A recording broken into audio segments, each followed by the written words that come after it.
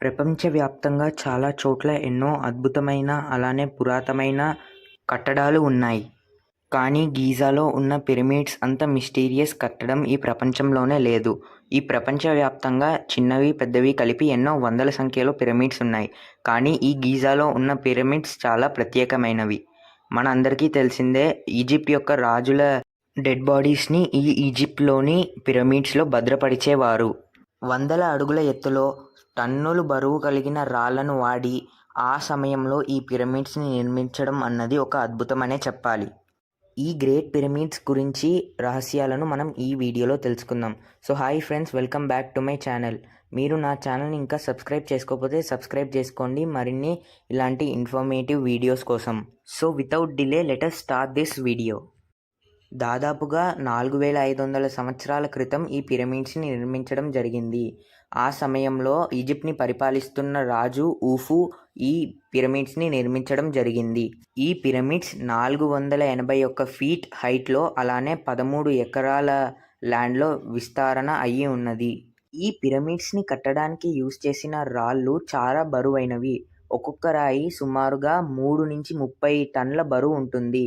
ఆ సమయంలో ఇంత హెవీ వెయిట్ ఉన్న రాళ్ళని పిరమిడ్స్ యొక్క ఎత్తుకి చేర్చడానికి వాళ్ళు ఎలా చేర్చారో అన్నది ఇప్పటికి కూడా ఒక మిస్టరీగానే ఉంది. అయితే ఇందులో 2 రకాల థియరీస్ ఉన్నాయి. ఒకటి, పిరమిడ్కి స్ట్రైట్గా ఒక ర్యాంప్ వేయడం. అలా వేస్తే పిరమిడ్ ఎత్తు పెరిగే కొద్దీ ఆ ర్యాంప్ యొక్క దూరం కూడా మైళ్ళ కొద్దీ పెరుగుతుంది. రెండవ థియరీ వచ్చేసి స్పైరల్ ర్యాంప్ నిర్మించడం. ఈ స్పైరల్ ర్యాంప్లో మనం ఎడ్జెస్లో ఈ రాళ్ళని క్యారీ చేస్తూ టర్న్ తిరగడానికి చాలా కష్టమైతే అవుతుంది. సో ఇప్పటికి కూడా ఇది ఒక మిస్టరీగానే ఉంది, ఇంత హెవీ వెయిట్ రాళ్ళని వాళ్ళు పిరమిడ్ యొక్క పైకి ఎలా చేర్చారు అన్నది. అయితే ఈ రాళ్ళని పిరమిడ్స్ నిర్మించిన ప్రాంతం నుండి ఒక 100 మైళ్ళ కిలోమీటర్ల దూరం నుంచి ఒక మైన్స్ నుంచి తెచ్చేవారు. అక్కడ కొంతమంది వర్కర్స్ని కూడా అపాయింట్ చేశారు ఈ రాళ్ళకి మంచి షేప్ ఇవ్వడానికి. అయితే ఆ రాళ్ళకి షేప్ ఇవ్వడానికి వర్కర్స్కి ఇప్పట్లాగా ఇనుము ఇంకా ఐరన్ వస్తువులు అప్పటికి ఇంకా కనుగొనలేదు. వాళ్ళకి ఆ కాలంలో కేవలం కాపర్ మాత్రమే అందుబాటులో ఉండేది. కానీ కాపర్ వస్తువులతో ఆ బలమైన రాళ్ళని చెక్కడం చాలా కష్టం. కానీ 23 లక్షల రాళ్లను ఈ కాపర్ సుత్తిని ఉపయోగించి చెక్కారంటే చాలా గ్రేట్ అనే చెప్పాలి. ఎక్కడో ఉన్న మైన్స్ నుంచి షిప్స్ని ఉపయోగించి నైరు నది ద్వారా ఈ రాళ్ళని తీసుకొచ్చారు.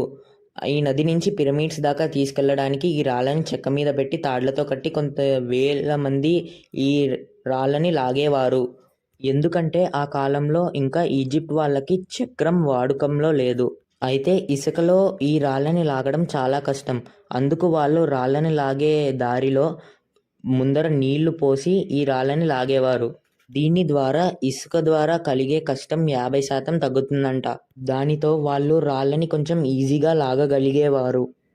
దీనికి సంబంధించిన ఆధారం ఈజిప్ట్లో బయటపడ్డ ఫొటోస్లో కనిపించాయి. అలానే ఈ గ్రేట్ పిరమిడ్ని నిర్మించడానికి దాదాపుగా 20 సంవత్సరాల సమయం అన్నది పట్టింది. దీని నిర్మాణంలో 25,000 నుండి 30,000 మంది నిరంతరం కష్టపడ్డారు. అయితే ఎలాంటి టెక్నాలజీ లేని ఆ టైంలో ఈజిప్షియన్స్ ఇంత వేగంగా 20 సంవత్సరాల్లోనే ఈ కట్టడాన్ని నిర్మించారంటే వాళ్ళు ఎంత గ్రేట్ అనో మనం తెలుసుకోవాలి. అయితే ఆ పిరమిడ్స్ని ఇప్పుడు నిర్మించాలంటే సుమారుగా $5,000 బిలియన్ ఖర్చు అవుతుంది. మన ఇండియన్ రూపీస్లో దాదాపుగా 35,000 కోట్లు. అయితే ఇంత టెక్నాలజీ ఉన్న అలాంటి పిరమిడ్ని ఇప్పుడు అంత ఫాస్ట్గా నిర్మించాలంటే చాలా కష్టమనే చెప్పాలి. దానికి ఉదాహరణ, ఈజిప్ట్ ప్రభుత్వం నైల్ నది మీద ఒక ప్రాజెక్ట్ని నిర్మించాలనుకుంది. అలా నిర్మిస్తే అక్కడ ఉన్న అబూ సింబల్స్ టెంపుల్ మునిగిపోతాయి. ఈజిప్ట్ ప్రభుత్వానికి ఏం చేయాలో తెలియక ఏకంగా ఈ గుడినే ఎత్తైన ప్రదేశానికి తరలించాలనుకుంది. యునెస్కో సహాయంతో 1964లో ఈ గుడిని తరలించడానికి ప్రాసెస్ని స్టార్ట్ చేసింది. 1960స్లో ఉన్న లేటెస్ట్ టెక్నాలజీని ఉపయోగించి ఆ టెంపుల్ని 2200 ముక్కలుగా విడగొట్టి నది ఉన్న ప్రాంతం నుండి 200 మీటర్లు దూరంగా అలానే 65 మీటర్ల ఎత్తులో ఈ గుడిని మళ్ళీ నిర్మించడం జరిగింది. ఈ ప్రాజెక్ట్లో 3000 మెంబర్స్ అన్నది వర్క్ చేశారు. టాప్ ఇంజనీర్స్కే ఈ ఒక్క గుడిని తరలించడానికి సుమారుగా 5 సంవత్సరాలు పట్టింది. అలాంటిది ఎలాంటి టెక్నాలజీ లేకుండా కేవలం కాపర్తో చేసిన టూల్స్నే వాడి 23 లక్షల స్టోన్స్ని చెక్కి కేవలం 20 సంవత్సరాల్లోనే ఆ పిరమిడ్ని పూర్తి చేయడం అన్నది అసాధ్యమనే చెప్పాలి. కానీ అది చేసి చూపించింది ఈజిప్ట్. పిరమిడ్ నిర్మాణంలో వర్క్ చేసిన వాళ్ళు ఖైదీలో లేకపోతే బానిసలో కాదు, వీళ్ళు కళాకారులు.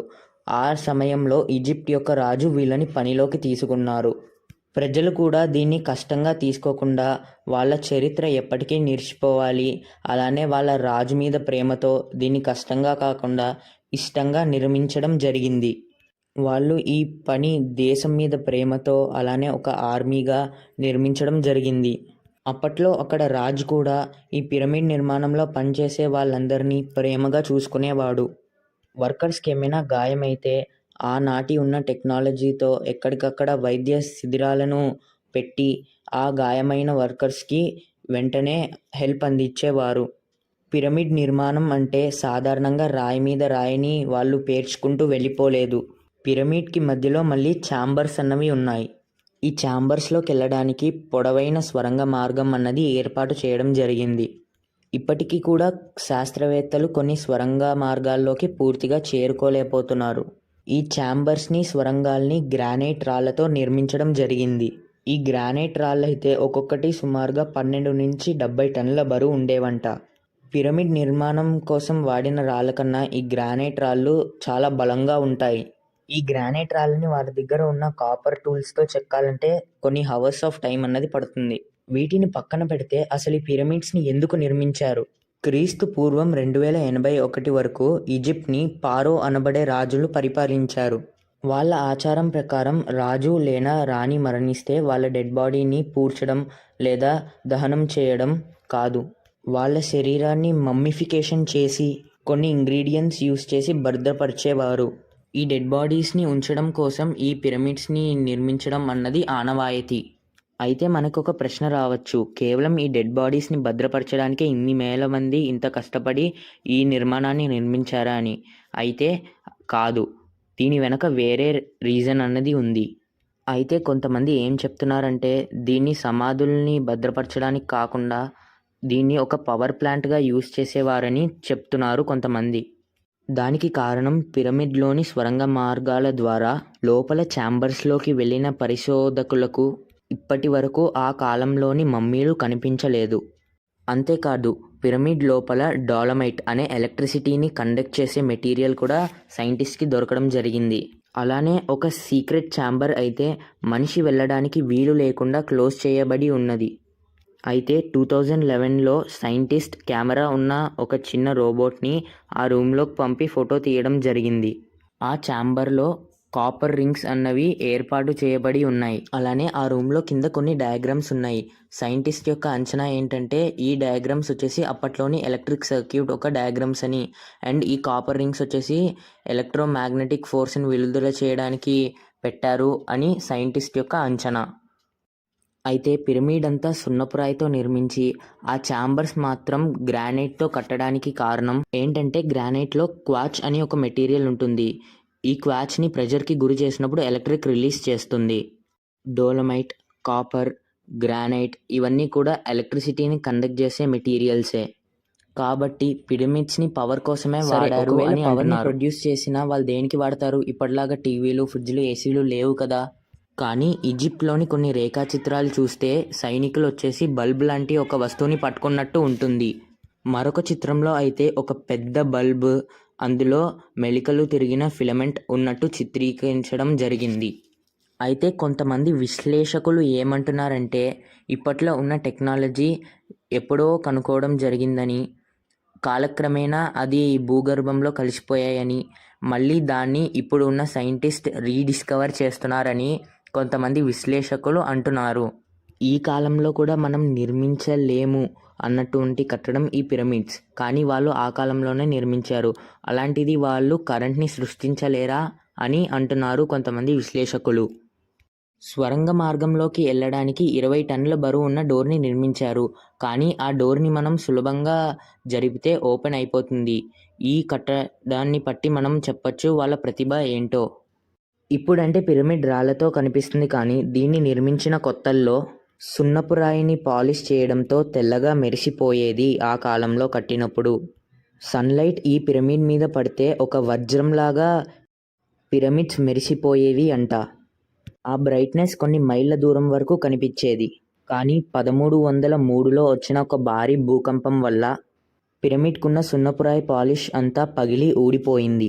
కానీ ఆ నిర్మాణం మాత్రం చెక్కు చెదరలేదు. కైరో దేశానికి చెందిన ఒక ప్రొఫెసర్ డే అండ్ నైట్ రెండూ సమానంగా ఉన్న ఒక రోజున, అంటే ఈక్వినాస్ డే, ఈ డే వచ్చేసి మార్చ్లో ఒకరోజు, సెప్టెంబర్లో ఒకరోజు మాత్రమే ఉంటాయి. సంవత్సరంలో కేవలం 2 రోజులే ఈక్వినాస్ డేస్ అన్నవి వస్తాయి. ఈ ప్రొఫెసర్ ఈక్వినాస్ ఉన్న ఒక రోజున ఈ పిరమిడ్ని ఫోటో తీసినప్పుడు ఒక సీక్రెట్ బయటపడింది. మనం అందరం అనుకున్నట్టు పిరమిడ్ 4 ముక్కలతో కాదు, 8 పీసెస్తో నిర్మించడం జరిగింది. అయితే కింద నుంచి మనం నార్మల్గా చూసినప్పుడు మనం దాన్ని గమనించలేం. అది కూడా ఒక ఈక్వినాస్ డే నుంచి టాప్ యాంగిల్లో మనం ఫోటో తీస్తేనే దాన్ని గమనించగలం. మనమైతే ఇప్పుడు విమానాల ద్వారా పైనుంచి చూడగలుగుతున్నాం, కానీ ఆ సమయంలో ఎటువంటి విమానాలు అన్నవి లేవు.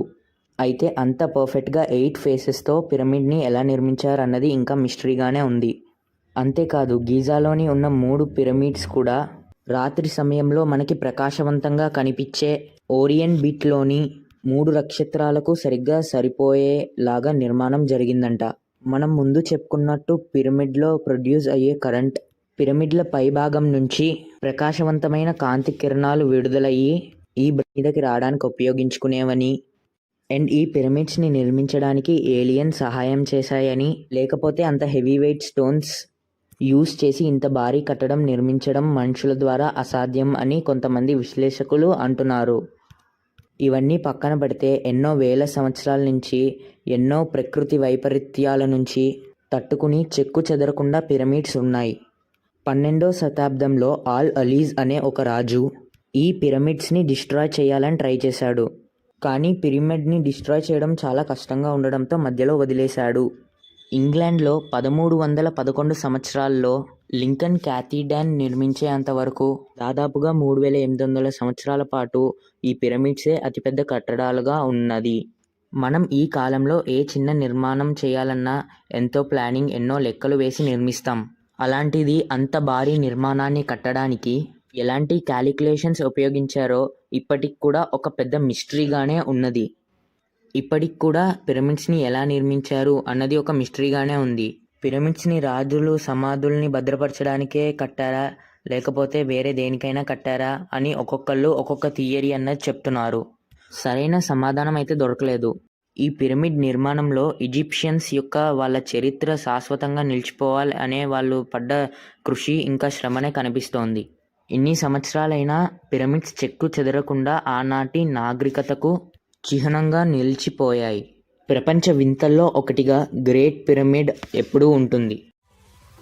ఇంత ఓపిక్గా వీడియోని ఫైనల్ వరకు చూసినందుకు thanks friends. If you like the video, like, share, comment and subscribe.